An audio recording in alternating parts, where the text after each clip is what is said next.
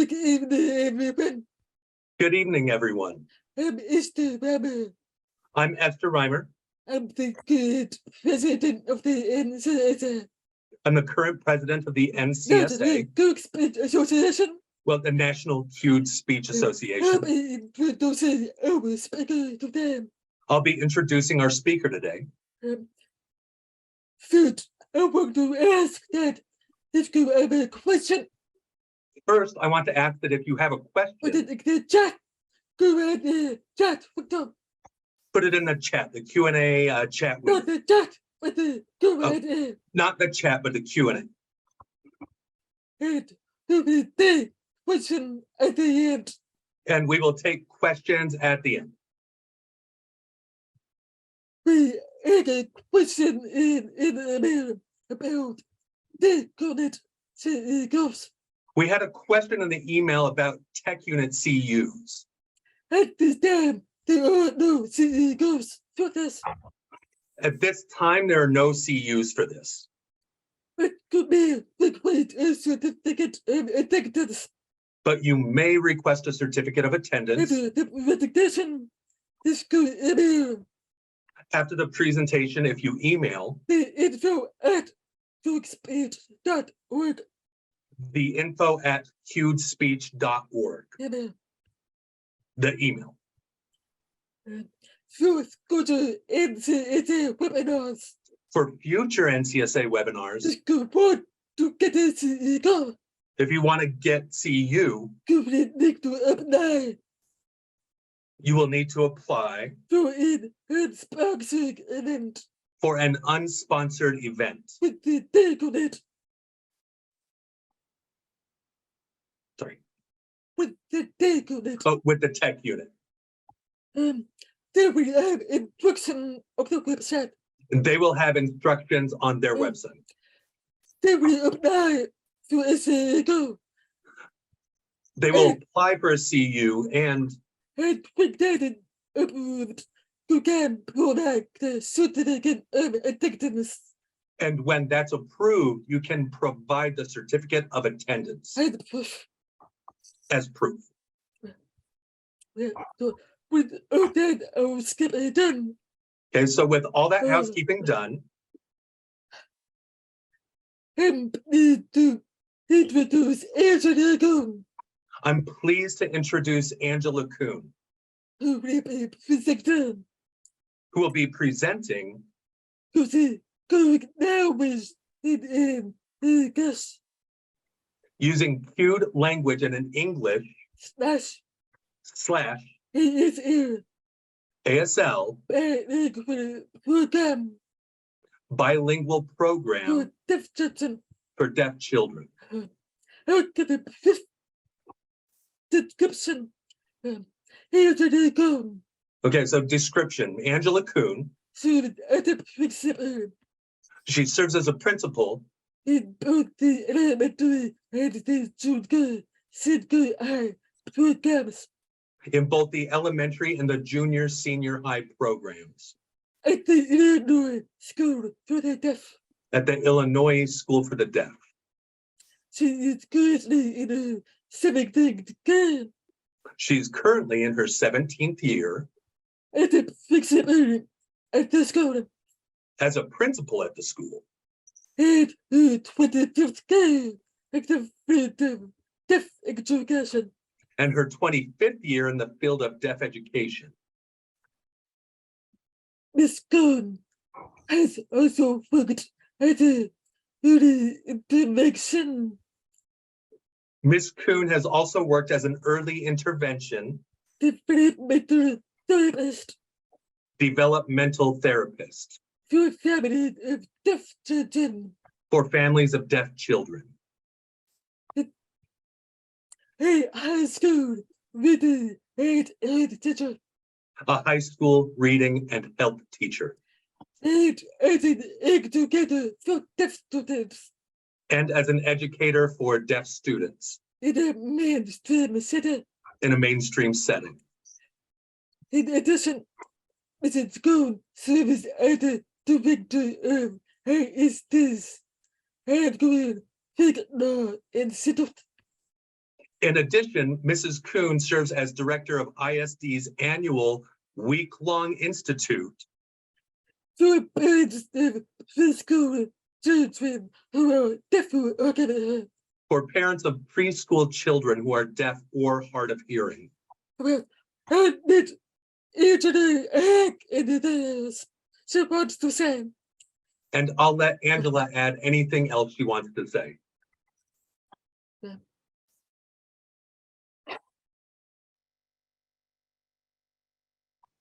Hello, everybody. I'm really happy to be here tonight. So I'm going to first try to share my screen from my other account that I have signed in.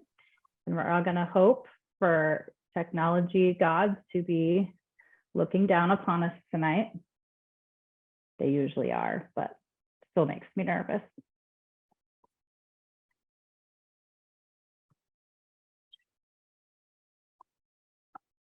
Okay, there we go. Okay, so I am, as Esther said, Angela Kuhn. I am the principal at the Illinois School for the Deaf. I work now in both our elementary and our junior senior high program. So I've worked across our entire campus, and this year I've had the job separately, and now I work really in both programs. I try to balance my time. It's a little difficult. The elementary kids are kind of needy, so I spend more of my time there probably than I do in the junior senior high program. I graduated from McMurray College in 1998, so I have my bachelor's degree in deaf education. And then in 2005, I got my master's degree from Lewis University in educational leadership. I have been through several trainings. They used to be called STAR schools way back in the day. I think 1999 was my first year that I signed up for these trainings. And I have done the entire program. And then there was a program offered at Gallaudet University for a week for administrators. And I also went to that institute as well. So I have lots of specific training with regard to how, I can't see myself anymore, so that's a little bit awkward. Lots of specific training with how deaf kids should be educated in a deaf and hard of hearing in a bilingual program. I have had beginner, intermediate, and advanced huge speech trainings, but as far as my preferred modes of communication go with deaf and hard of hearing students, I still gravitate very much towards using ASL, American Sign Language. I have been an educator and an administrator, and I've served as the QSign Incorporated Vice President now for many, many years. I don't know how long. As Esther also said, I'm in my 17th year as a school principal, so I've done that for a really long time now. I was an educator for about 7 years in a variety of settings before that, but I became an administrator at a really young age. So I've been doing that longer than I've probably been in the classroom. So most of the knowledge that we talk about today, I have most of these things have happened as I've been an administrator, not in the classroom. So I'll talk a lot about how much it's been important that we've had teachers who were really on board and led the way with the changes that we've made at ISD over the years. These are my people at home. So I have 5 kids. I'm going to make a really concerted effort tonight to speak slowly. I have plenty of time, so I can be a fast presenter. So I'm trying really hard to not be too fast for our interpreters and our CLTs. So these are my people at home. My husband is profoundly deaf. He graduated from the Illinois School for the Deaf. He primarily uses American Sign Language. He only really uses American Sign Language to communicate. And then our son here on the far left of the screen, he was adopted from Russia at age 2. He's profoundly deaf. He's bilaterally implanted. He does have additional disabilities, including an intellectual disability, cerebral palsy, and then his deafness. So he's pretty involved, but he's a really good time. The other 4 are biological children, and they all are hearing, and they can be a good time, but aren't always, because our life is real, probably like any of yours out there if you have children. So those are my people. At home, specifically with my son, he primarily is an auditory oral. language user. His CP does impact his ability to formulate spoken English, signs, and cueing, but receptively, he's really able to understand any of the three modalities. He primarily relies on spoken English, but we can sign or cue to him when his implants or his devices are not on for whatever reason, and he can understand within the limits of his capacity for language, either language or either modality just fine. So he does all things, and we do all things in our home, which is why I talk about my people. So as you know, I work at the Illinois School for the Deaf. Residential schools for the deaf are traditionally very deaf-centered, a lot of deaf culture happening in these environments. And so we do have an ASL English bilingual program. And so when we talk about an ASL English bilingual program, we're really talking about additive bilingualism. We adhere to the principles of this concept. The aim is to develop social and academic proficiencies in both ASL and English. This information came from a VL2 research brief that was published by Gallaudet University. But the important part of this is that our school, like all deaf education programs, serves students who have like a really diverse needs. So, you know, we have a small population of students, and on top of that, their needs are very diverse. So even within one classroom, we have students who come to us who've had full access to ASL. So American Sign Language is their primary language, but they maybe have little or no access to English. We have students who have partial access to English only, and maybe that's been through some limited audition that they've had with their devices, or what any residual hearing that they have in their home, but they don't have full access to English, so that impacts their learning and their language development, obviously. We could have students who have had simultaneous access to both ASL and English, which of course we believe is the ideal student, and that happens so really very rarely, specifically when you're talking about students who are coming into our program at age 3. And then we have some students who have limited or no access to either language. And if you work in the field of deaf education, as an interpreter, as an educator, as an administrator, if you're a parent, these things are true no matter where you go. And it's really hard for any program to effectively meet the need of all of the students that we get. Sometimes at ISD, we'll have a student come in who only uses spoken English and audition for communication, and we have to teach them sign language. So we set aside time for that. Same for Cued American English. If they come into our program and we feel like we're going to use Cued American English with them in our program, we will set aside time for them to be able to acquire that system. At the very young ages, that's not necessary. But it is just a really wide range of students that we have to educate. And so there's a lot of needs to put together and be able to meet all of their needs effectively with modes of communication involved. So that's true for everyone out there. So I want you to just know that we understand that. There hasn't been an obstacle we haven't encountered. There hasn't been a question I haven't answered on this topic. You probably can't give me a scenario, or I won't say, oh, I've experienced that before. So we all are serving a really diverse and unique group of students, which makes our job challenging. Some of the ASL English instructional strategies that are promoted are just things that I use in this presentation as examples of how American Sign Language and Cued American English can work together in bilingual programming. And so this first example is called chaining. And I just use this as a quick example. If you were teaching the students the word tornado. So when I took these trainings initially, which was way back in 1999, which was before ISD was even thinking about trying to incorporate Cued American English anywhere in our program, we would have had this training and we would have talked about pointing to the written word tornado on the board, then signing the word tornado, and then finger spelling the word tornado.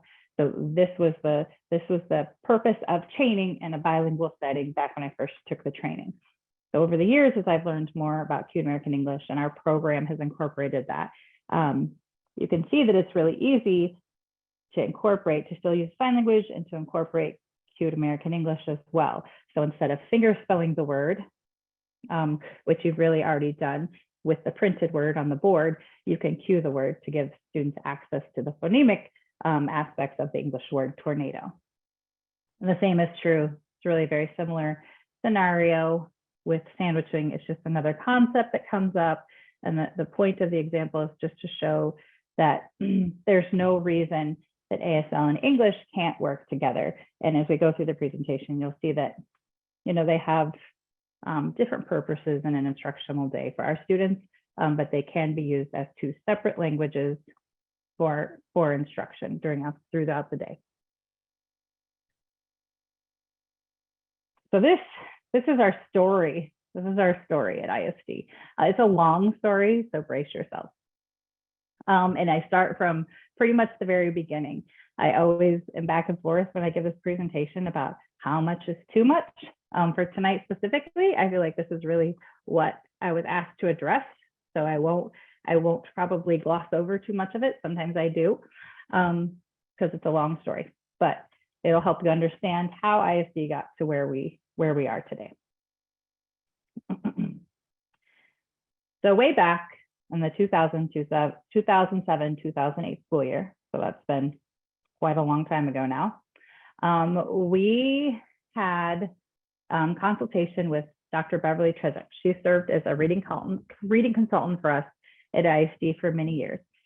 She was doing her dissertation study, and we decided that we were going to participate in that study with our students at ISD. So this research study centered around using visual phonics and direct instruction for reading with deaf students. So when we started our journey, we started with visual phonics. At that time, all of our educational staff were trained in the use of visual phonics. So all of our teachers, and we were trained to use this as a tool for teaching phonics during reading instruction only. And we did this in conjunction with very specific direct instruction. This is the SRA McGraw-Hill. I have it on a slide in a minute. It's their reading program. So our educators were trained very specifically to use the DI curriculum with visual phonics for reading instruction only. The use of direct instruction at that time, that curricula was used only with our students in grades kindergarten through 5th grade. And then the use of direct instruction, we expanded that to 6th to 8th grade students by the 2nd semester of this school year. Dr. Trezek had been involved throughout the entire process, and she collected lots of student performance data. Now remember, her research project really centered around phonics and teaching deaf kids phonics as a tool to teaching them how to be able to read. And I'd like to point out that was long before the science of reading really took hold. So more on that later. So this is direct instruction. These are the curricular materials that we use. Now we have expanded. So these over here on the right are just the reading program. So at the time, 2007, 2008, that's all we were using was the reading program on the left. Sorry, did I say that right? And then here towards the right are the language programs that now we currently use in our program. And then here is the math program that we also use. So these are scripted curricula, which at first, if you're a teacher, at first our teachers were really hesitant about being asked to use a scripted curriculum. But I can tell you now, when we have to assign them a class without a scripted curriculum, they kind of feel like a fish out of water. They can do it, but it's nice to have a script to guide you. Their mastery tests embedded in the curriculum. They do a good job. They've been well trained to follow the curriculum with fidelity as intended. So this is SRA McGraw-Hill. I'm not an SRA McGraw-Hill, like I don't sell stuff for them or anything, but this is what we've used. And we really have seen good benefit and good gain with our students in lots of subject area, in all these subject areas with these curricula. So we moved to the 2008-2009 school year. We continue just doing the same thing as we had the previous school year. And then we decided to expand the use of this reading curriculum to our high school program. So it started elementary, we expanded to the junior high, and then the next school year, we also expanded it to our high school. We continued to support the teachers. Dr. Trezek continued to come on campus. She worked with us for 10 years, so she was an integral part of this process along the way. She did training, she did classroom observations, she gave feedback and consultation. She shared data that was collected. Our reading coordinator at that time, she became certified as a visual phonics instructor, So then she could help support our teachers even more with the use of visual phonics in their classroom. We revised our reading curricula so that it showed that we were using direct instruction as our primary source for reading instruction. Then in the summer of 2009, we got a different reading specialist. The one that we had before, she retired. And our new reading specialist read this book that was written by Dr. Trezek. It was called Reading and Deafness, Theory, Research, and Practice. And after she read the book, she had all the questions about why Dr. Trezek asked us to use visual phonics instead of cued American English, because the book kind of makes a really strong case for why cued American English is the better option. At the time, Dr. Trezek said, well, I didn't think I'd get my research done if I didn't use visual phonics, because cued speech, cued American English was such a controversial topic. Well, it can be. I didn't really know at the time how controversial it could be, but obviously it really can be. So our new reading specialist kind of decided that she wanted to look more into using cued American English instead of visual phonics after reading the book and becoming our reading coordinator, our reading specialist on campus. So in 2009 and 2010, we kept going. Even after her summer read, we were still using visual phonics. Reading instruction remained the same. We shared the results from Dr. Trezek's research from the previous 2 years with all of the educational staff.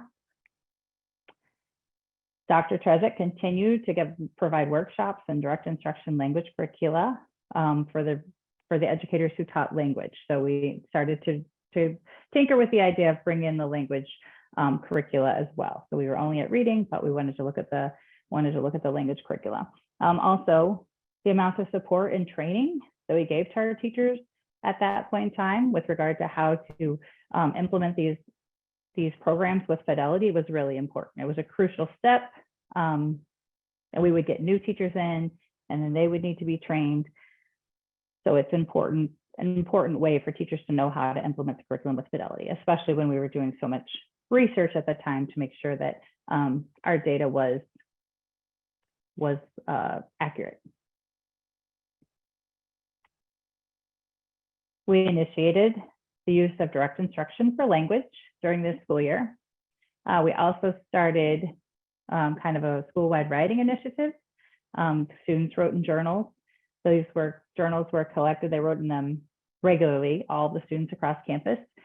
Those were collected and also reviewed by Dr. Trezek because we wanted to also monitor. We had started monitoring reading and comprehension, but we wanted to monitor also their use of their expressive writing. She began working, Dr. Trezek, with Dr. Connie Mayer, and she came to campus, and what they focused on then were the topics of English language acquisition, reading, and writing. So these were the topics that these two professors came to our campus to help us really evaluate what we were doing and how that was going with our students. Whoop, shoot fire. Okay. The students were making progress. So what we saw was the students were making really good progress in phonics and reading, but there were still concerns. Reading comprehension, that was still not really going anywhere, even if they were understanding phonics and being able to read words, comprehension was still not there. And this was believed to be caused by a lack of English language knowledge, and not really just a reading issue, but not enough knowledge of how English works to be able to read the words, understand the phonetic code, and be able to comprehend what was being read on the page. So that was where we were after, when we started 2009. So after about 3 full years of implementation, We were at a place where kids knew phonics, but our kids still really couldn't read and comprehend. So we were going to look at that some more. During the 2010-2011 school year, Dr. Trezek made some recommendations to our educational staff, to our administration. Her recommendations were that we increase the use of English in its face-to-face form with sign-supported speech. So we were going to talk and sign at the same time, which goes against the idea of separation of languages and a bilingual philosophy. We were going to use English as the primary language of instruction during literacy lessons. That was the recommendation. But how to do that if you haven't separated your languages and you're using sign-supported speech. And she asked us to create a greater balance between reading and writing instruction. So these were our challenges set forth. And those challenges prompted two of our educators, one of whom is on this presentation, which I know she's seen a bazillion times. Two of our educators decided, these are the recommendations, these are the challenges. We're a bilingual program. We want to separate the languages. That's what we've been doing here for many, many years. So how are we going to do that and achieve these goals? And so that's when two of our educators bebopped off to their first cued speech training and came back and told me all about it. So they went to a cued speech training. And when they came back, they were super excited. They came in my office and they were like, you're not going to believe it. We found the answer. And I said, really? Tell me more. And they told me all about cued speech, which I really, in my college years, I think we talked about it. I mean, one day during a reading and other school subjects class for deaf kids, very simple. It was not talked about like it would be anything that could work. So I kind of rolled my eyes at the two of them and said, I mean, I think if this was going to work, it would have happened a long time ago, ladies. I just don't think this is going to work. And they maybe are very persistent women and excellent teachers. So I was willing to give them the benefit of the doubt. So they asked permission to go ahead and try to teach our Decoding A program, which was part of our DI programming. Decoding A is intended to be a program for older students who are struggling readers that really takes them all the way back to the foundations of English and starts all over again. And so one teacher was going to do this using Cued American English, and the other teacher was going to do this using visual phonics, what we had been doing. And then Dr. Trezek was going to work with them to really see how it went in each of those classrooms. So we agreed, I agreed, but I didn't believe in them at the time. So keep that in mind. 2010, 2011, I was not a believer. At the end of that little, wasn't a formal study per se, but it was pretty well monitored, pretty balanced classes. What was observed was that the cued speech group did outperform the visual phonics group in some areas, including generalization, the ability to chunk and segment and blend sounds, retention of irregular pronunciations, the ability to receptively receive the cues, and also the cued speech group did have more opportunities for repetition and practice using cued speech. So after their little trial, it seemed like cued speech perhaps was going to work better for what our goals were than visual phonics. So we decided we were going to talk to our educators about this and our school community. And we provided everyone with a little comparison chart of the two modalities for presenting English. So visual phonics is an instructional tool. It can be used to supplement speech or speech reading. If you know, it has 44 different hand shapes, so significant number. And it does provide information about articulatory features of individual phonemes. So like is a so it's trying to give you clues when you use these hand signals about how you would articulate the information. So today, there are still some students that specifically our speech language pathologists, when working with articulation, may use a visual phonics with a student to help them understand how to articulate the sounds. But that's not really what we were trying to get at for reading instruction. Visual phonics only provides sublexical and lexical representations of English, and the use of spoken or signed English is required to convey semantic and syntactic information. So you only use cued speech really at the word level, the phoneme level, the word level, maybe the short sentence level, but then it gets awkward and is difficult to understand. Cued speech, on the other hand, if you know about this, which I assume many of you here do, is a communication system. It can be used in conjunction with spoken language, either voiced or unvoiced. There's no requirement to use your voice when you're cueing, just mouth movements. There are only 8 distinct hand shapes and 4 placements near the mouth, so it's less cumbersome than visual phonics was. It only requires one system to represent sublexical, lexical, semantic, and syntactic information. It visually represents a language at a conversational rate. So what we could do with cued speech as compared to what we can do with visual phonics, cued speech really met our goal of giving the students more natural access to English and not just word, word, word, or one short phrase. We could really give them full, unfiltered access to everything we were saying in English at a conversational rate. So that was a huge benefit, especially given the 3 challenges that were set before us from Dr. Trezek. So we presented this information to all of our friends at ISD. And then the fun really started, my friends, because it was not well received. And I make no bones about that. But we were ready to stay the course, and we were ready to see what we could do. So by the 2011-2012 school year, we started a pilot project with some of our more experienced high school reading and language educators to use cued speech as a tool for phonics instruction during reading and language classes.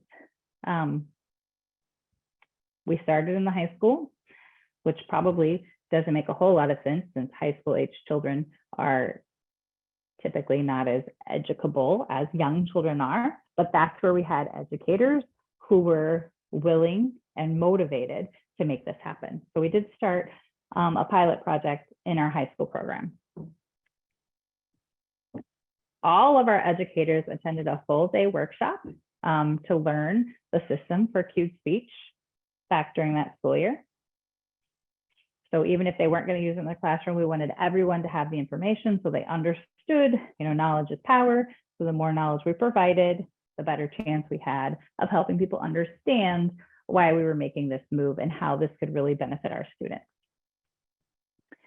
Dr. Trezek continued to meet regularly with the educators in the cued speech pilot program to help facilitate discussions about its use in the classrooms. So they would have team meetings to talk about how it was going. In the spring, information and reflections about the cued speech pilot from the educators and the students who were involved were shared. We presented that to other educational staff. And remember, again, we were sharing information.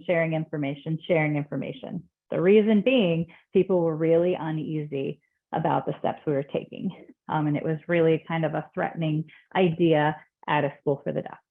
So we were really trying to share lots of information with people. And, we very consciously documented all of this along the way so that we would know exactly which steps we had taken.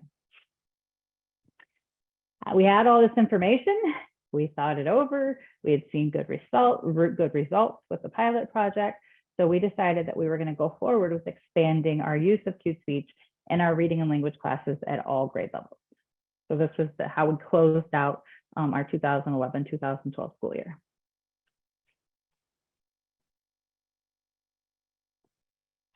During 2012-2013 school year, we implemented cued speech was implemented in all of our reading and language classes, grades preschool through 12, but at varying degrees. So not every educator went in there and just started queuing their hearts out and taught every lesson all day long in English. Obviously, that wasn't going to be how it worked. But we did start trying to implement the system across all grade levels. In the preschool through 8th grade program at the time, so at this time, our junior high has combined with our elementary program. When we very first started, we had 3 distinct programs. And then as the years progressed, we combined our elementary with our junior high program. So in each of those reading and language classes, the directive was to include at least 20 minutes a day of phonics and review with the students through the use of cued speech. The goal was to help improve both the student and staff capacity for using the system. So we did not, however, include our students who were achieving at or above grade level with reading and language scores. So it didn't really seem to us that they needed an intervention. We really wanted to get things going. We had lots of controversy to deal with. So we made the decision at that time that we were not going to include our students who were achieving at or above grade level with regard to English language standards. In the high school, all of our reading and language classes continued to use cued speech for instruction, again, at varying degrees. During the same year, we had one class of 3rd through 5th grade students. I think there were 5 students maybe in the class, 4 or 5 students in the class. And as the school year progressed, we focused on this class and they transitioned from using sign language as the primary mode of instruction or communication for instruction at the beginning of the year to using cued speech as the primary mode of communication for instruction in all subject areas. So it was an elementary class. They had one teacher, Mrs. Fry. Again, she's on here. She just makes me do all the presenting. She taught them reading, language, math, science, social studies, probably some other fun elective things along the way. But during the course of the school year, again, Dr. Trezek would observe and document the percent of the day they were using sign language during the day and cued American English. And they transitioned to more and more and more cued American English, cued speech as the school year progressed. So by the end of the year, their primary mode of instruction was cued American English.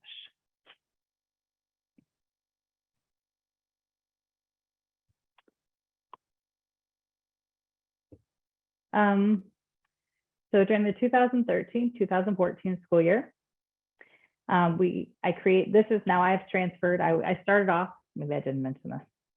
I started off as a principal in the high school program. And during that last school year, 2012-2013, I moved over to become the pre-K through 8th grade principal. So that was my first year in that program. So our cued speech initiative, you will see, is kind of followed where I've been the administrator and the same teachers who initiated the program have also kind of moved buildings with me. So during the with me, I assume they came because I came, I don't know. During the 2013-2014 school year, we had instructional teams in the pre-K 8 building. And the purpose of this was students who were struggling English users. So our typical deaf student, no significant secondary concerns like an intellectual disability. They were going to receive their reading and language instruction from a fluent user of cued speech. So at that time, I didn't have enough teachers who were fluent users of cued speech to have every student get that instruction from the same teacher all day. So what we did is made teams. So I'd have like 2 teachers, and this teacher is a fluent user of cued speech, and this one maybe was not. And so they would switch like halfway through the day. So the reading and language instruction came from the teacher who had the fluent use of, could fluently cue for the students. And then this teacher would teach math, science, social studies, and we would still be able to use American Sign Language. Some cueing was still involved, but not a fluent cuer, not in a rate fast enough to be able to really provide a full model of English and cued speech. So we have these teams created. It also helped, again, with the controversy, and it helped us tell people how we were balancing the language throughout the school day. So this year, at the end of the year, I just happened to have two groups of students who were in grades 4 through 8 that had very similar, similar characteristics, similar cognitive functioning, various levels of hearing loss. Their secondary disabling conditions were similar, like ADHD, speech and language impairment, perhaps. And at the end of the year, I was able to compare the two groups of students based on the instruction they had received during their school day. So I made a chart. It was really just luck. So this wasn't research. It wasn't data. It was just the school principal at the end of the year saying, oh, I'm going to look at student scores, see how we did. I knew there was going to be more questions about what we had implemented and how students were doing. You know, were they regressing because we've made this move to Q American English? How is it going? So I got kind of lucky that I had these two groups that I could compare. And when you looked at the information, this chart outlines all the information for the students. Again, there's 5 students in one group, 9 in the other, but the other, the group that used the ASL plus /sign language had 2 different teachers. So the student to teacher ratio was very similar, male versus female. I put all of the data that I felt was important or things that could be considered when comparing these two groups of students.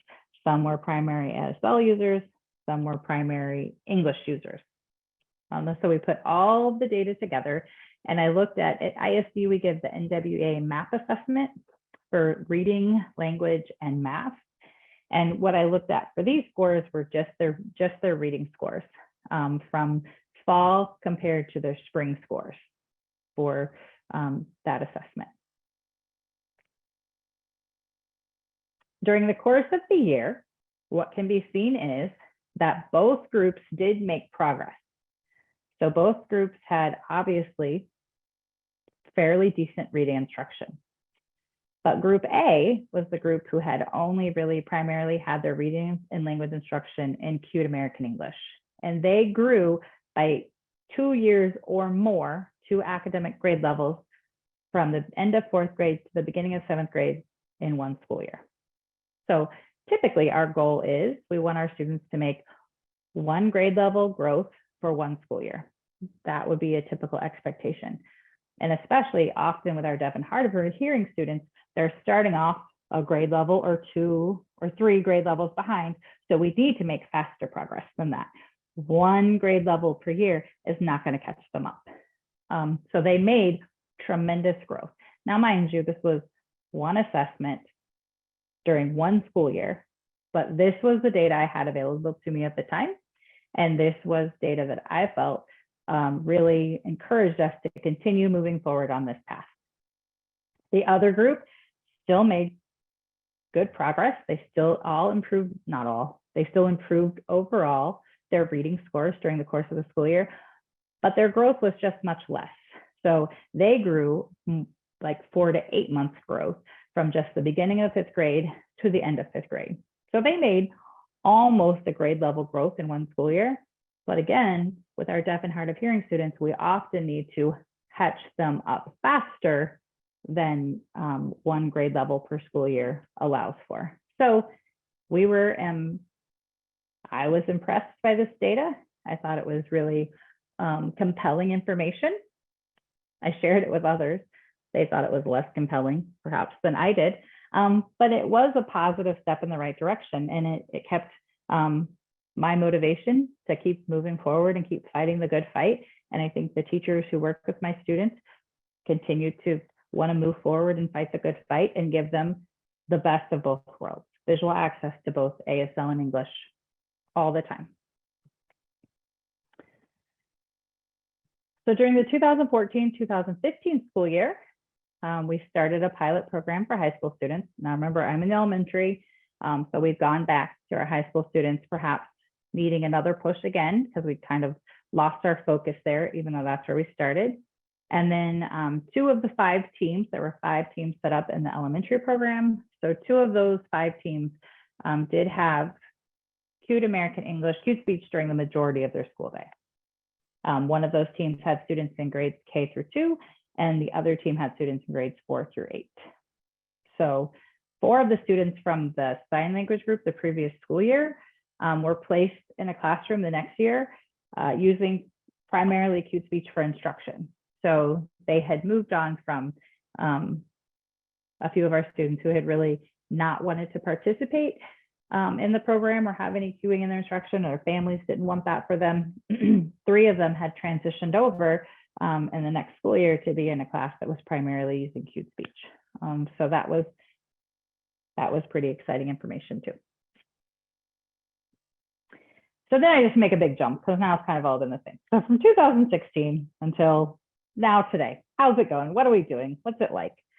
Well, it's not perfect. I can tell you that. We're still not doing everything perfect at ISD or anywhere probably. We do continue the use of cued speech in classrooms. And this is primarily though dependent on student IEPs. So not every student at ISD to this day has cued speech in their classroom all day, every day. Some students have no cueing in their classroom, and some students have it more at the word level. Some classes have cued speech all day. That's primarily how they're instructed while they're in school at ISD. We have a group of students who take a mainstream class for math every day. There's a group of 4 of them now. They go to a math class in the mainstream school. We send the teacher with them. She transliterates for them. So they really are receiving all their instruction during the school day through cued American English.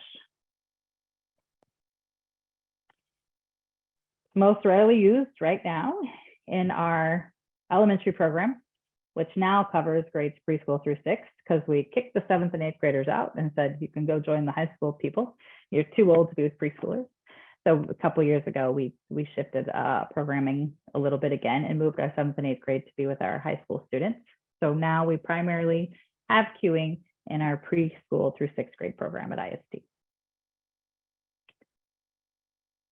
During this school year right now, we have 9 classrooms in just our elementary program with 49 students in the building. And that's probably, I think we've added a couple more since I did this presentation. But of those classrooms, 4 of those classrooms, so 4 out of 9, primarily use cued speech during the school day for all academic instruction. Every subject area, that's primarily what they're using for instruction. The other 5 classes, that covers about 22 of those 49 students. The other 5 classes utilize cued speech more as an instructional tool as needed. I didn't include our preschool class in this, and our preschool class currently has 9 students in it.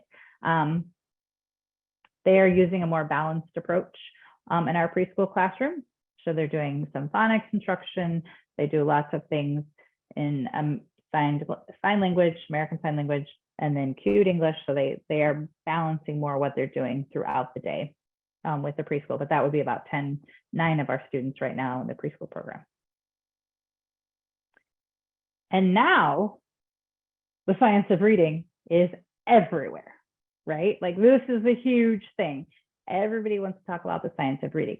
So since this has become such a big deal at ISD, we're like, we've been talking about this since 2007. We knew phonics was important, but the reason it struck us was because traditionally in programs for deaf students, we have ignored phonics and that portion of learning how to read and said like, well, that doesn't work for our kids. Like they can't learn to read that way. But what we know is English is English is English, and we can't change how you're supposed to learn English. And that is through understanding the phonetic code that English is made from. So, it is important that our students understand how to decode and have language comprehension, which means that they need full visual access to the language they're going to be reading in. Visual phonics doesn't cut that. Cued speech does. And that will be what leads to reading comprehension. So we're real excited, felt real validated. We're all about the science of reading at ISD. So it's been good for us. In summary, I think our controversy, while not totally gone, has greatly lessened over the years. So that's been That's been nice. We don't have to spend as much time justifying and defending and helping people understand. So it's that is kind of died down, which has been nice, but there's still more progress we can make. And we are still careful to be sure that every time we present or talk about things, we also emphasize, which you'll see here in a little bit, that our students are also still learning American Sign Language, and cultural deafness is also a big part of what our program is doing at ISD as well. So it's all important, but this is what I'm here to present today. And we do really value CUTE American English as far as its value in the educational and the academic progress that our students are making. So that was a long story, and I'm not done with my presentation. I just wanted you to know my story. Do you want me to take a minute to answer any questions, or we can go right ahead into, I have some videos of our students queuing and signing in classrooms. Does anyone have a preference? At least let me glance at the chat and the questions, because Angela, this is Rachel. There's 14 questions. So I don't know if you want to answer a few, then okay. show a few video, then answer a few more. Okay. I can't see any questions in the Q&A box though. My questions is that, so I can only see questions that are in the chat. So is that where I'm looking? So Suhad, let me read. Yeah, let me read some of the questions for you. Sure, perfect. We'll do a couple. Right, we'll do a couple. One participant asked, out of curiosity, were there any children that had deaf parents that used CUTE speech? I'm going to stop sharing my screen for a second. I'm going to share it from my other computer. Any deaf parents? So later in our progress, we had a student who came to us in ISD, but this has just been maybe 4 years ago or so. And his mom was deaf, interestingly enough, and we did not know. And she was sitting, they were on a tour, and he was going to come to our school. And so we were observing in a classroom. She had just signed to me. I had just signed to her. And then she's observing the teacher, and she's like, oh, yeah, I used to queue. I grew up queuing. It's like, oh, I didn't know. So that's the only one I can think where we had a deaf parent who was a queuer. Before that, when we had so much controversy and discussion, we didn't have any parents. Now we had some deaf parents who were very open to the idea of incorporating CUTE American English into their child's educational program, but we had other families who were very opposed. And sometimes we made accommodations for that student when we could. Sometimes we would separate the classes based on communication preferences, if in fact we had enough students to make that happen. Sometimes I had to say, this is the class I have available. There will be CUTE American English happening in this classroom. Take it or leave it, kind of. But we had to be real conscientious about, for example, if we had a student come in and their parent said, listen, I don't want my kid to see any of that American Sign Language stuff, not my kid. I would say, oh, that's not what we do here. So if he's going to be a part of our school, this is going to be a part of what educates him or her and what they see every day. So just the same is true for CUTE American English. We had to be careful not to let one parent try to dictate how a classroom would be instructed because of their personal desires for their child. So, it's a lot of balance, a lot of educating, a lot of talking to people. Mostly the fear, I think, comes from just not understanding, not enough knowledge. And like I said, it's gotten better. And we've had some deaf families who were totally on board and some deaf families who were totally not on board. Some who are lukewarm. We have hearing families who are lukewarm about it. We've had hearing families come in and say, no, I have never heard of this, that you don't know what you're doing. So we've had to convince a lot of people over the years. As we go forward too, I have some more data that I can share that's pretty significant. One more question we can read. Was CUTE speech successful with those whose primary mode of communication was ASL and did not have speech reading skills? Yes, our data has shown, especially now, of course, same with everything that we do. The younger we start, the better outcomes we've seen. So, but that would be true of anything. But we most definitely have had students who were primary ASL users who we have been able to use Cute American English with, and they have shown really good outcomes. And again, I have some data, some charts in upcoming slides that will kind of clarify that a little bit more. We'll do one more question. Okay. The difference between ASL and Cute Speech group needs to be measured at the same time frame. ASL 6 to 8 months, whereas Cute Speech was 24 months. Can you come up with a measurement that provides equal time frame? Then see the difference and significance. Okay, so it was an equal time frame. So that was from August until May for both groups. That was the length of instruction. So the 24 to 28 months was how many months they grew from an academic perspective. So they went from, like, I forget what that thing said, the beginning 4th grade level to an in 7th grade level, maybe. That was how much growth they showed on that one assessment. But both groups, A and B, received instruction for the same amount of time. It was one school year. So August, they took the test in August, and they took the test again in May. And then the other group grew, improved their scores by about 4 to 8 months. So that was the difference. But they did receive, the comparison was the same amount of instruction.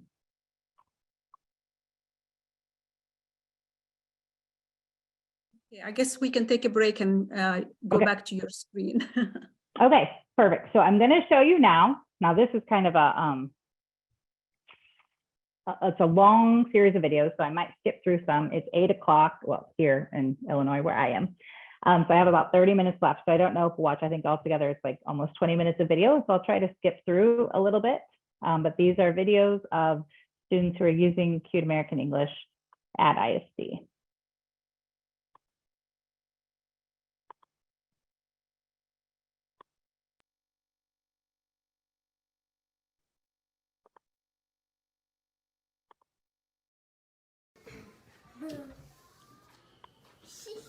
A, B, C, D, E, F, C, H, I, J, K, L, M, N, B, Q, S, T, D, B, B, S, B, C,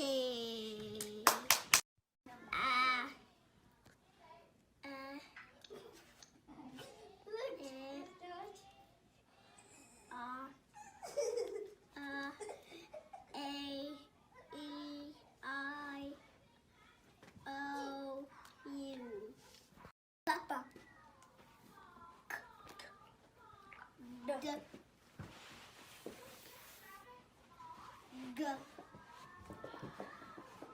J.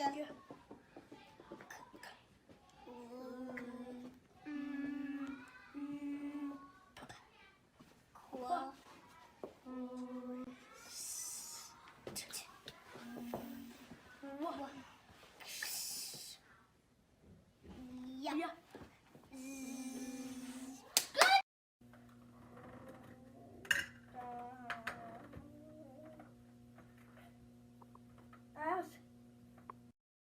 Okay, so real quickly, those first videos, letter naming is an important skill that we sometimes, we will give students credit for letter naming when they say A, which does not say A. So that's different skill. Knowing the sign for the letter A or B or C is different than knowing that they're A, B, C. So that's called letter naming.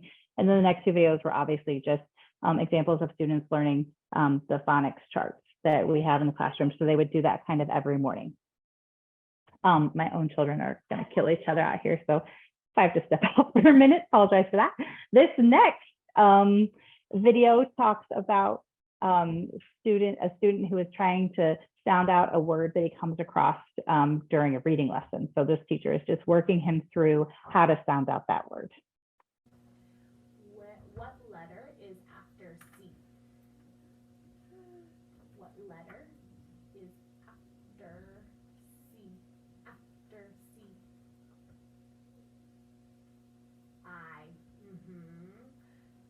I sounds like what? Uh-huh.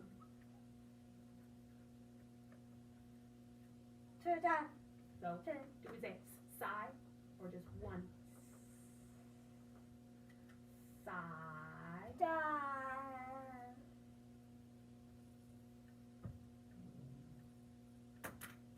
Angela, can you hover over there so the captions show up better? Yeah, thank you.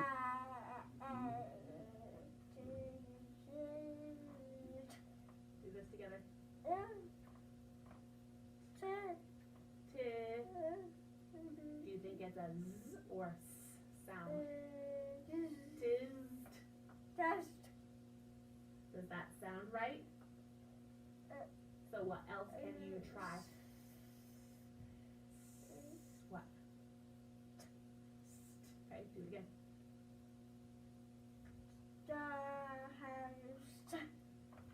Remember, here. Tist. Yes. I see you doing sigh and sip. Not yet. You need tist. Tist. Yes. Do it again. What's a scientist? Science. Science. Scientist is a person. A person. A scientist. A person who studies something related to science. Whoa. I'm good. Okay, ready? Hey, here's a new sound. So it's a quick sound. So no. Like chat. Like chip. Yeah. Chicken. Yeah, can you think of other words that start with ch? I heard chat, chip, chicken, chick, like a baby chick. Aww. Oh, a chipmunk, the animal.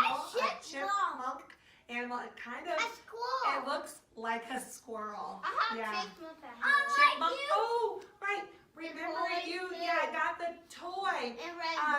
The movie, the red and blue. Did you have the Alvin? Alvin and Chipmunk. It's Alvin and the Chipmunks. Hey, I got that movie. It's a movie. I have it. Mhm. The The Chipmunks.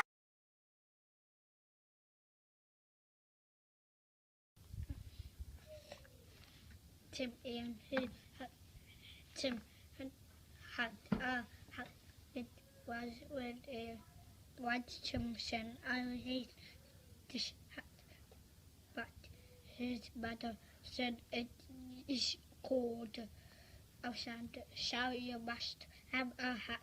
When Tim was outside, he said, I wear Chick's hat and had it. So he did. He found an old tree with a hole in it. He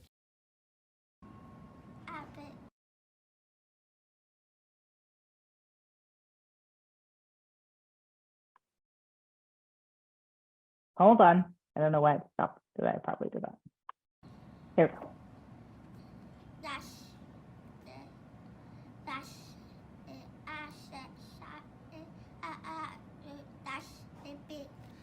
What's You Let Me Be?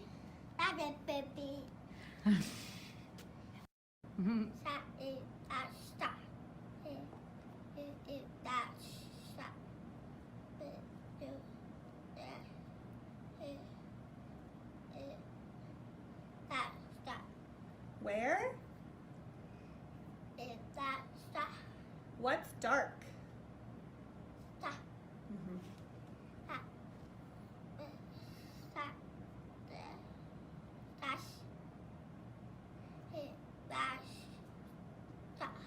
Will he eat in the dark? Does he like green eggs and ham? Okay, we are on week 22.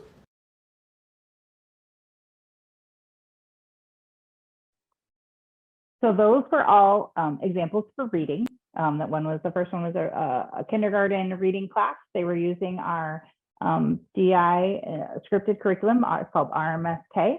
The next one was the student reading from one of our, it was probably like a first grade level text, I guess, and he cued the entire thing. He is an example of a student who came to us with sign language as his primary mode of communication. He came at age 4, maybe almost 5, and then was implanted right around age 5. And so cueing with him really helped us work on his English skills over the years, and he made lots of good progress. And then the last one was Green Eggs and Ham, and it's cute to see, I think, how they're cueing the book, but also answering comprehension questions to ensure. And of course, my favorite part of that is when the teacher says, "What is you let me be?" And she says, "Let me be," with all kinds of attitudes. So she clearly was understanding while reading the text through Cue American English. So these next examples, I believe, are some spelling examples. The features were endings, ed and ing. Okay, number 1, boasted. Number 2, flaming. Number 3, piling.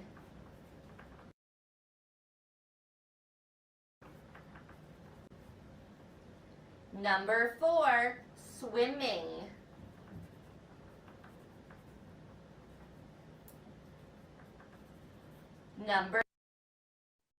So we're going to skip through some of these spelling examples, but the purpose is that you can give spelling tests as they're intended to be given. The students are shown the sounds for the words, and they use their encoding skills to be able to take those sounds and write them in English. So it is really, when you give a spelling test for a deaf or hard of hearing student, and you just say, I mean, that doesn't really help them spell the word cat. So it's good to see that, you know, spelling can be taught as intended, and spelling tests can be given with fidelity. This next example we're going to skip. It's another spelling example. We will jump to just a couple math examples. So this is the same idea as letter naming, number naming.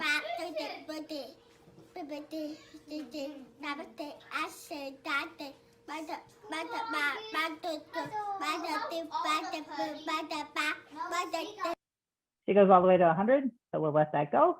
But she knows the number names for all of those numbers, which is important for math.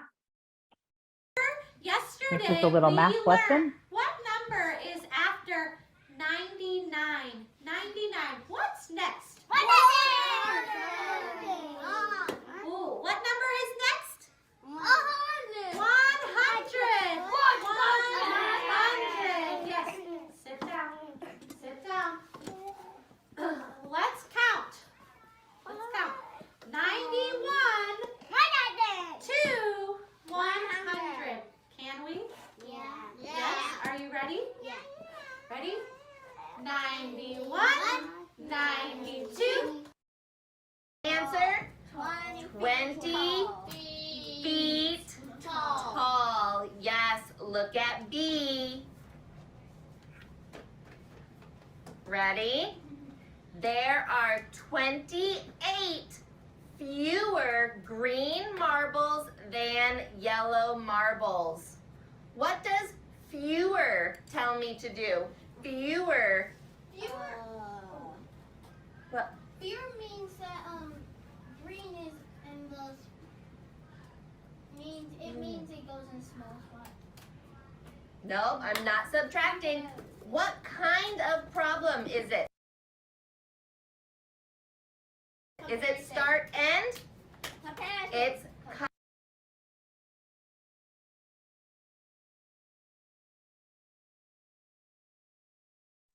You're on mute, Angela. that makes for an awkward presentation, doesn't it? Can't understand me. So I guess your guys' lip reading skills are not that good. I was going to go ahead and stop the videos because they go kind of long, but my goal, is for everyone to see how it can look in a program where, in most of those videos, the primary mode of instruction was Cute American English, but you still saw that sign language was used to support comprehension. Students, we don't have very many students who cue expressively. Many of them will either primarily use spoken English with each other, or they'll still use sign language. Teachers will require expressive cueing for students when they need to know that they know the English word, or if they feel that student needs to use expressive cueing as part of their, to help their educational trajectory. So it's really very dependent on each individual student. Some do cue expressively, some do not. But I wanted everyone to just get a little bit of feel for what that looks like. So now, going to very smoothly, I'm sure, switch back to sharing my other screen. Angela, while you do that, some people in the Q&A were wanting you to clarify who exactly was in group A. Oh, perfect. And who was in group B. Like, group A was 100% Cute American English, and then group B was American Sign Language with written or print English. Can you explain? Yes, primarily they were instructed using American Sign Language and or sign supported speech throughout their day, but most of their English instruction came through English print only. Group A was primarily instructed with Cute American English. So this is not, these are different students whom I have some data for. So these are two students who over time have been at ISD. This shows these are students who have had Cute American English as part of their educational program. These are their longitudinal reading scores. The first student A, both of these students have no secondary disabling conditions. And they also are almost fully dependent on visual support for instruction. So they're not relying on audition alone to be able to acquire English. So student A, as you can see in its 4th grade year, started off, the dark blue line are his scores, and the lighter blue part of the graph is the grade equivalent norm for this assessment. Again, this was the NWEA MAP assessment for reading. So from his 4th grade year to by the time he was in the 8th grade, he had achieved above grade level reading scores, and Cute American English was a part of his instruction for all the years. Student B, as you can see, has made significant progress all of the years. The yellow lines on there indicate the year that we had COVID. ISD did remote instruction from March of 2020 until April of 2021. So those test scores, that 8th grade year was only a spring test score, and that was after a whole year of remote instruction, which obviously was not ideal for anyone. But again, student B is in his 9th grade year, he achieved above grade level norm. By his 10th grade year, he was just a bit below the norm that was expected for his grade level. So he's done very well.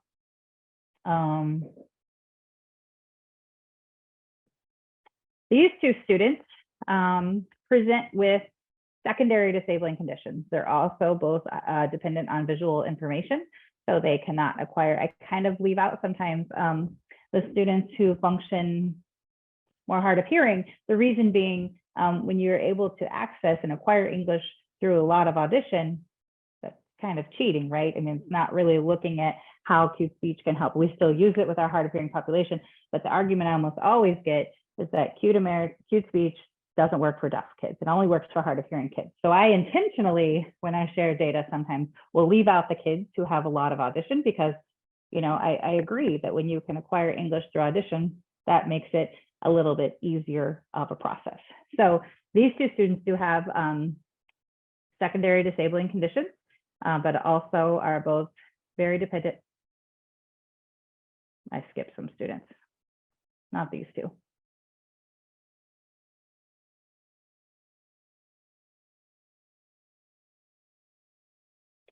There you go, these two students. And so while they have made a little, they have not achieved grade level norms, you can still see from the dark blue line that they've made continual and steady progress almost every year that they've been in school. Again, that COVID year hit us hard, hit everybody hard. It was not great for instruction. So those are some tricky things, but for the most part, they've made good progress, and even considering their secondary disabling conditions, which would lead us to believe that that was going to impact their academic performance. These two students have had Acute American English in their instruction since they were in preschool. And we were able to give them the NWEA MAP assessment in first and second grade, because that test is a lot of, we never gave it before for students below second grade, because it required lots of things like that required you to listen. And so there was no way to give that test with Fidelity when we were signing it. It's an auditory assessment.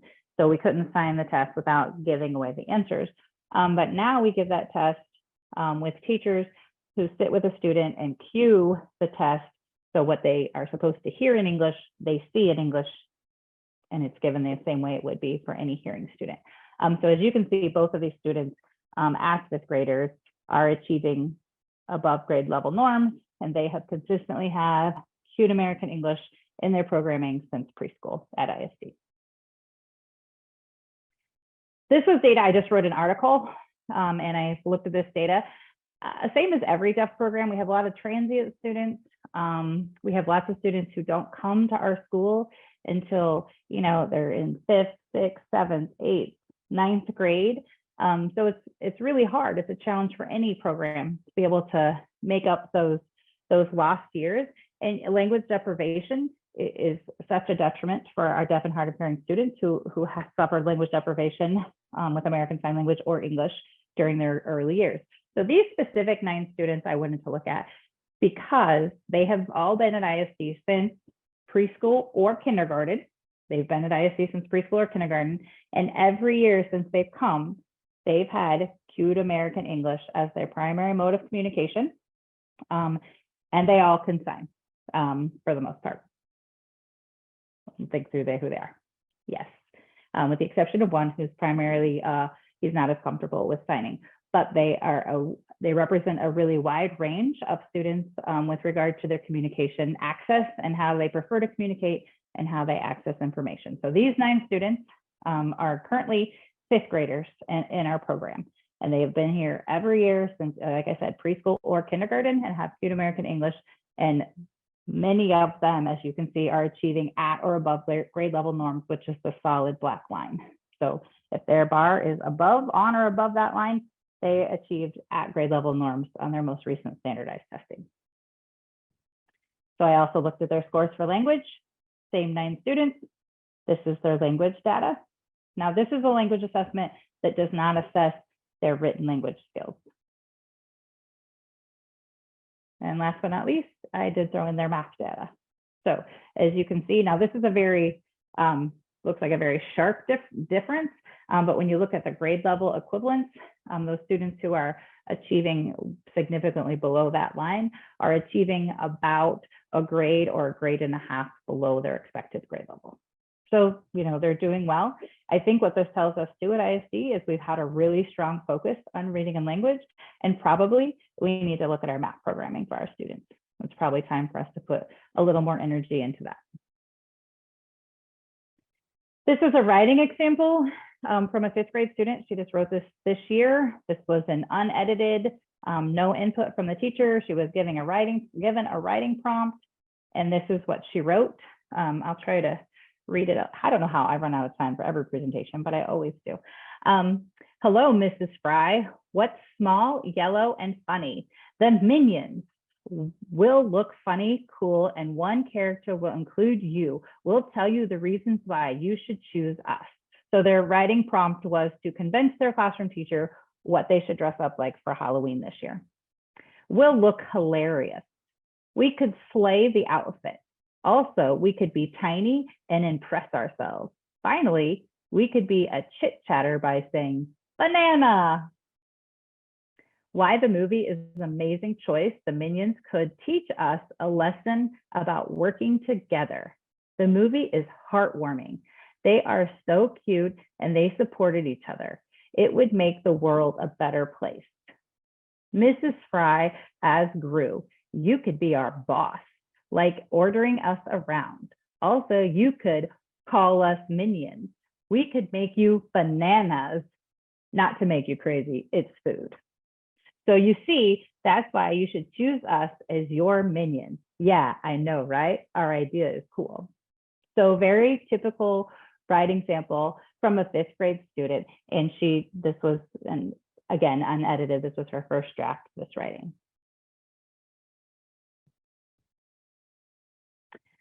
Teacher testimonials. I'm going to go ahead and skip this. I do have another little YouTube video. It's only about 2 minutes, but we're getting out of time and I know there are questions. Angela, yeah, we have so many questions left. Is it okay we do? So we're going to stop.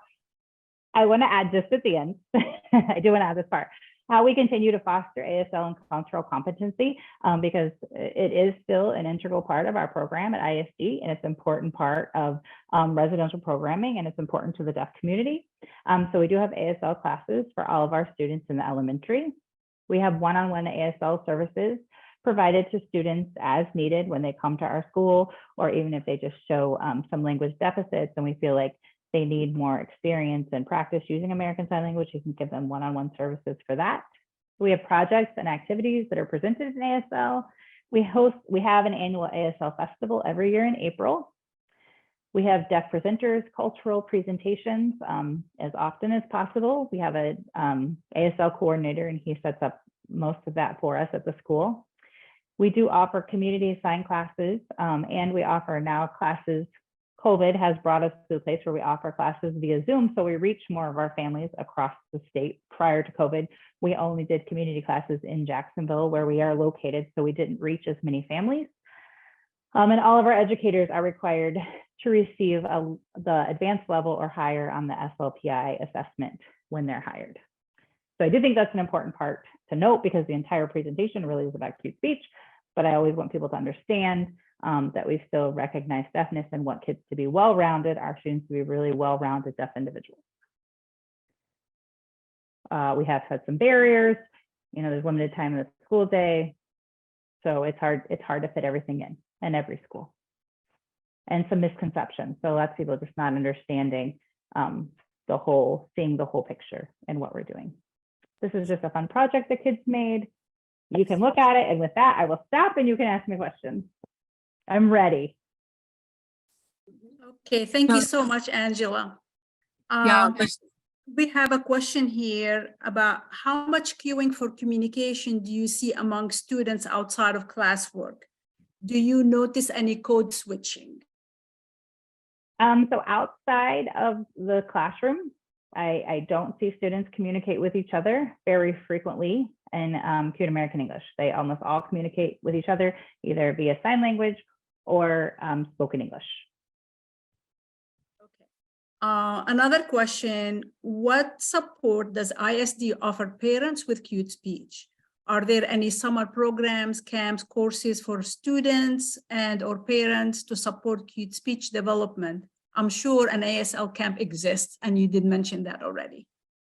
Yes, so we offer ASL classes, and we also offer, and we're getting ready to start soon, actually, both a beginner level and an intermediate level cute speech class for our parents, families, community members.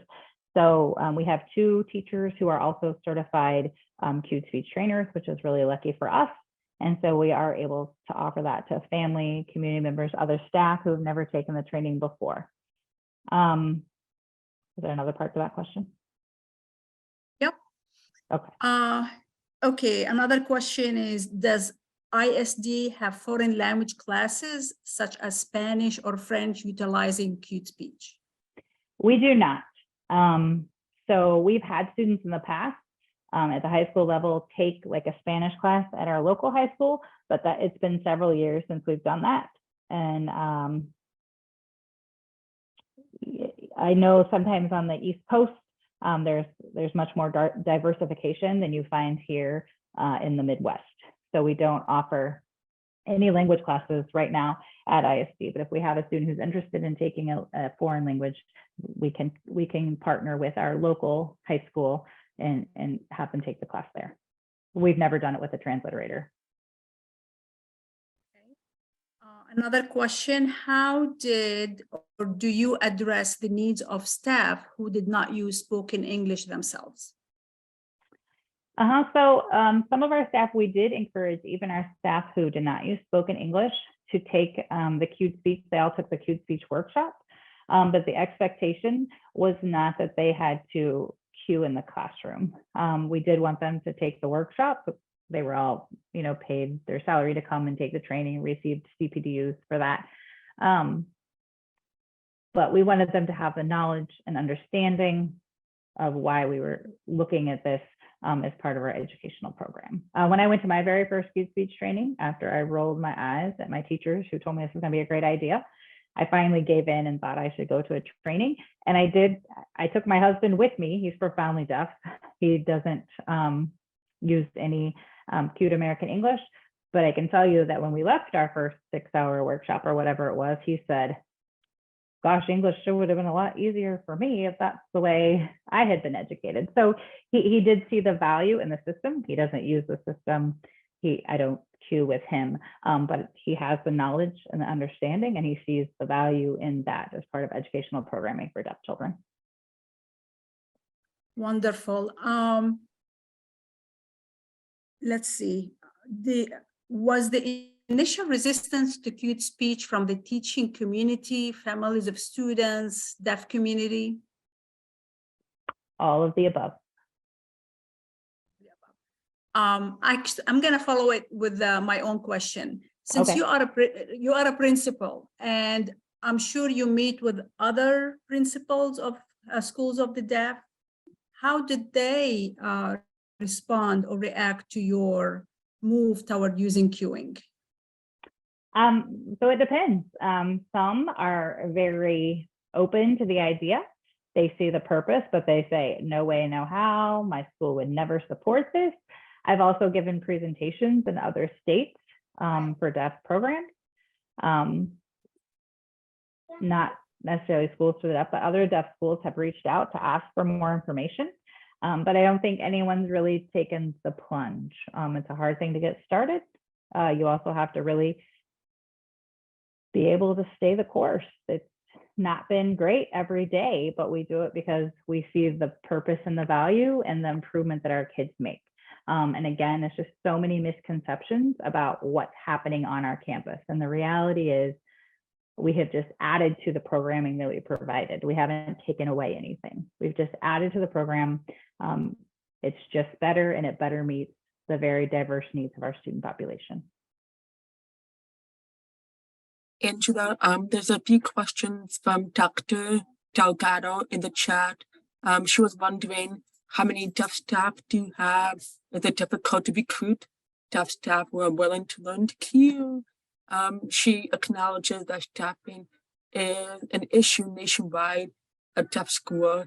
And then she also mentioned that you have mentioned that cued English is used, quote, as needed, unquote, in some classrooms. That she was wondering what determines that need in the classrooms exactly. And then finally, she was wondering if the families at home are cueing or signing, like what kind of support are the kids receiving from their parents too? Okay, that's a lot of questions. So I'll start with the last one. So we see about the same response for our families at home with both cueing and signing at home. We offer the same essentially amount of support for either modality for our families. But I think, we run into the same thing. I assume most deaf programs run into, which is, some families are really motivated and really get going and take those steps and always provide visual access for their children, specifically in hearing families. And other families sometimes will do the trainings, have good intentions, never really follow through, like only the mom learns to sign or only the brother and sister learn to sign. And the same, we've seen the same is true for Cute Speech. Now, our most recent Cute Speech workshop that we've advertised, I think we have over like 20 people who are signed up for those 2 levels of classes. So we are hopeful. Our ASL coordinator, he has lots of families that he connects with on a weekly basis and works on developing their sign skills. And some of them have done that for many years now since COVID, because it's so convenient to do that with him over Zoom. What was the first part of the question? Sorry. Yeah, so the other question was how many deaf staff do you have, and how can you recruit deaf staff and get them interested in learning how to cue? It has been hard, and like you said, that's been a challenge everywhere. We have right now in my elementary program, we have 0 deaf educators. I have my office coordinator is deaf. I have a teacher's aide in my building who is deaf. And we have our ASL coordinator who comes and provides services to our students in the elementary program, but his office, he's housed in the high school. Our school psychologist is deaf. In the high school, we have 3 educators who are deaf, I think. So it's not very many, it's not a high percentage. We also have a very low percentage of African-American, Hispanic, any diversity. We have a lot of white women doing the jobs and teaching the kids. So our diversity for both hearing loss, deafness, and racial diversity does not reflect well upon the student population that we serve.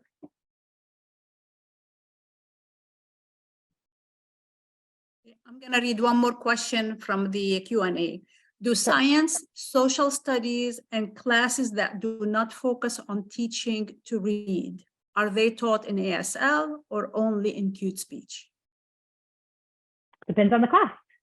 Some classes are still taught with Cute American English for science and social studies. Some do not. Some only use it maybe for specific vocabulary words that come up. And so all those decisions, people always want me to say, well, how do you decide? Well, I am a really strong proponent for special education.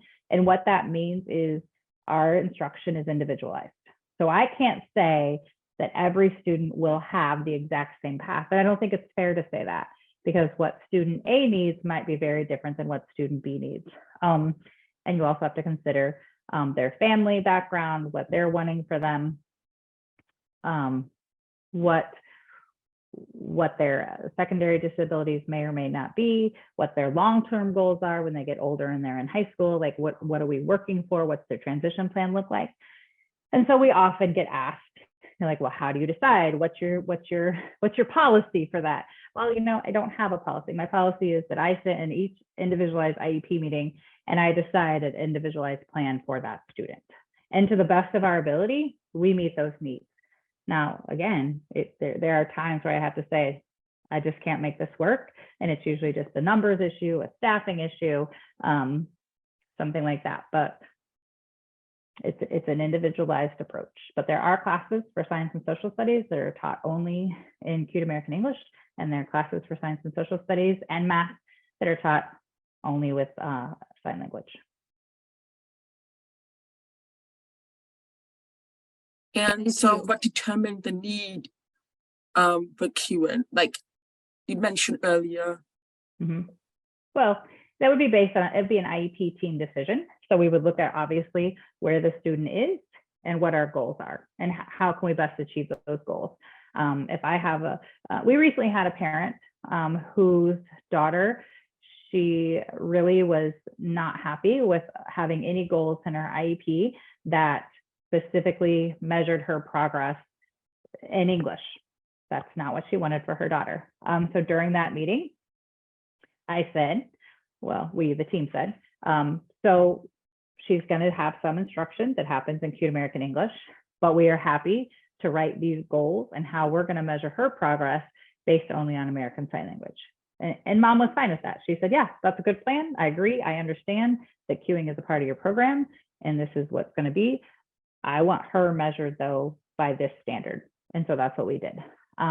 So it's a team decision, and we work with the families. Now, sometimes I will say to a family, I really think this is important. Sometimes a teacher will say, we really think this is important. We really want her to have Cute American English as part of her day, him or her. And we'll try to convince them. Or we'll say, on occasion, we said, this is not going well. They don't really seem to understand what we're getting at with cueing. The English isn't coming. We need to go just American Sign Language and develop these skills and get language set and see what we can make happen there. And it depends on many things. The age of the student comes to us, their background, their behavior. I mean, I have some students I can't keep in a classroom for the day. So it's so many factors involved. Again, I go back every time to like, it's very individualized. No, I know we're almost out of time, but maybe we can squeeze in one more question. Okay. This is from the Ohio Department of Education. She's wondering if you could share how the MAP assessment was given and, you know, whether the results were scored via the computer. Oh, the NWA MAP assessment is a standardized assessment that's given all across the country. So it's the kids, our students take it on their iPads. If they take the second grade or second through sixth grade version of the assessment, it's all just in printed English. So my point when I talked about that slide is the test for students for kindergarten through second grade, there's an auditory version of the test. So it's given to hearing students, like they put on their headphones and they listen. And so we for many years weren't able to give that because it would say something like, move 3 pieces of or 3 apples to the plate or something to that effect. And so, you know, we felt like when we were assigning that, we were very much giving away the answer. Move apples 3. So it gives too much information to the student. But when you just cued what the same thing a hearing kid was supposed to listen to, we did not change the fidelity of the test. They just got access to the English visually instead of auditorily, but the questions were presented the exact same way. But the test is standardized.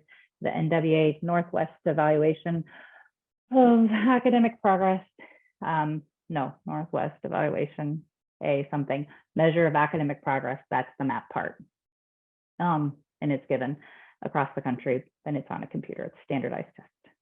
So those grade equivalent norms come from NWA, their data.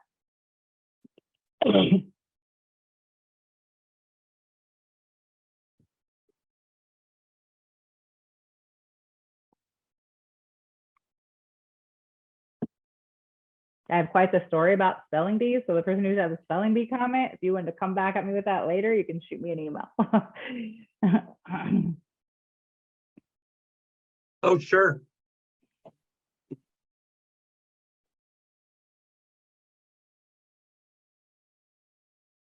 Okay, so we're coming up on the end of the night.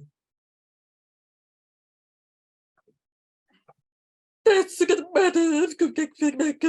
shouldn't matter if you can read my cues. But we're coming up on the end of the night of the presentation. So I'm sorry to get off. I didn't get question. So I'm sorry to get off in the other questions, but Sorry to get off. yeah. Oh, sorry to cut off the other question. Interpreter error, sorry. Okay. Any last comments? Any last comments? Okay. I'm good. Awesome. Thank you for your wonderful presentation. Okay, awesome. Thank you for your wonderful presentation. And thank you to the audience who watched to join us tonight. Thank you to all of you watching and joining us tonight.